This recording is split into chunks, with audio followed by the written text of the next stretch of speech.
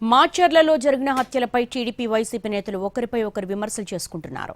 ఈ హత్యల వెనుక మాచర్ల మాజీ ఎమ్మెల్యే పిన్నెల్లి రామకృష్ణారెడ్డి ఆయన సోదరుడు ఉన్నారని ఎమ్మెల్యే జూలకంటి బ్రహ్మారెడ్డి చెప్పారు.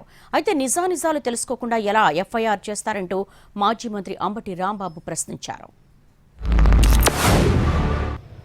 ఇందులో పిన్నెల్లి రామకృష్ణారెడ్డి చిలక పలుకులు పలుకుతున్నాడు.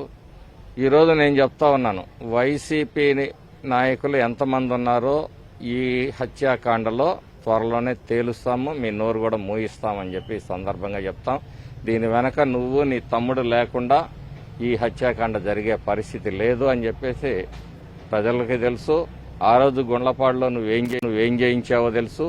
ఇద్దరు కూడా ఎప్పుడు వైఎస్ఆర్ కాంగ్రెస్ పార్టీకి సంబంధము లేనటువంటి రెండు వర్గాలు. ఈ రెండు వర్గాల ఆధిపత్య పోరులో ఒక తెలుగుదేశం వర్గం మరొక తెలుగుదేశం వర్గాన్ని చంపేస్తే వైసీపీకి ఏం సంబంధం అనేది ఇక్కడ ప్రశ్న.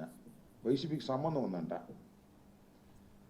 ఈ హత్య కారణం మా పిల్లల రామకృష్ణారెడ్డి, పిన్నెల వెంకటరామిరెడ్డి, వీళ్ళిద్దరూ కారణమట.